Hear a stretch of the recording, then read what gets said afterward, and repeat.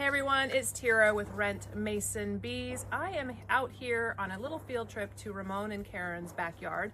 I just did a bee presentation here on Bainbridge Island, and they asked me to come over and take a look at their bee house so we can examine it and see what's going on inside. So I'm excited because, as you know, this is not the right nesting material, and they just listened to the bee talk and they learned all about mason bees and how important it is to open your nesting material and harvest and clean. And so I am going to do that today. I just did a video recently. I'll post it down below on the good, the bad, and the ugly, out with the old, in with the new, tricks and ways of saving and rescuing the baby bees. So we are going to open this up. We're going to unscrew it.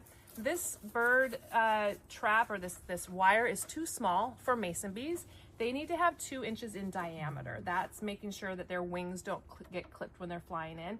This is the proper nesting material because it's stacking trays, but it's never been opened and cleaned. So we are going to open it up. We're going to show you what's inside, and we're going to rescue whatever cocoons might be in there. So let's go. Let's take a look.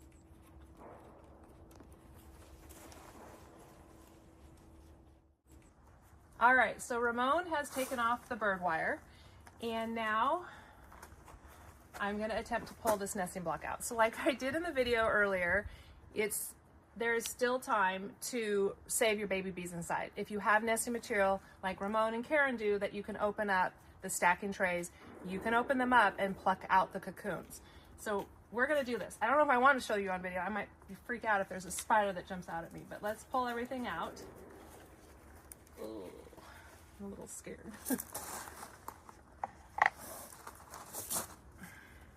It's stuck in there. Where's your... There we go.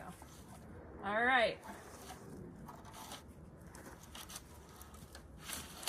All right, so mold in the back, which is really bad for mason bees.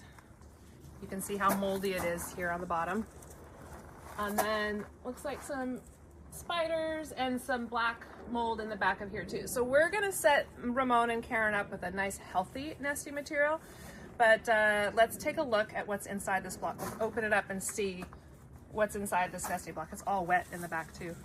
See that? All right. Ready. All right, ready? Yep. All right, so you can open this nesting material because it is stacking trays, which is great. That's the right nesting material. So let's open this up. Let me go this way. Oh, you have some bees hatching. All right, so let's take a look inside. So there's a bee that's emerging. That's a little boy bee, is a little white tuft of hair, but you can see all of these are moldy cocoons. You can see the mold over here. All of this is mold. So none of those bees will have survived.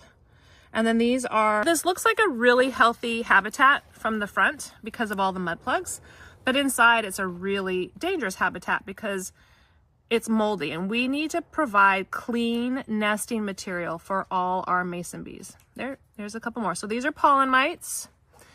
So what we need to do, yeah, all of these are dead. So these are all moldy bees, moldy, pollen mites. That might actually be old mason bee frass from, yeah, that might be old. That's mason bee poop, old frass now that I look at it. So here's another boy bee. So now all you want to do is, if you find any viable cocoons, like here's one, we're just going to pick these out to rescue them. You don't have time to give them a bath because it's already spring, but you can go inside. So this is empty. You can feel like that there's nothing in there. So that's an old one. So we're just going to open these up. So I'm going to let them do this later on. But so these are pollen mites. There's another boy who's emerged. Looks like he's covered in pollen mites. So he must have crawled through some pollen mites to get out. There's more pollen mites, and you have a couple of really good healthy cocoons. So we want to take those out of here. And you can dust them off as best as you can. There's mold. Look at this. Further down we go. Covered in mold. Mold. So again, every season you're placing clean nesting material out for your bees. Even more mold. Hello, baby bees. So here's some more boys. Do you see how these boys were laid in the front of the nesting chamber? Mama mason bee fertilizes the eggs that she wants to have female. So the eggs in the back are female. The eggs in the front are the male eggs. So she doesn't fertilize these. So that's why these boy bees are emerging first, is because they were laid at the entrance, and they emerge first, and then the girls will come out about 1 to 2 weeks later. So you can take out all the cocoons, you guys. I'm gonna let you do that later, but we're just gonna show you more.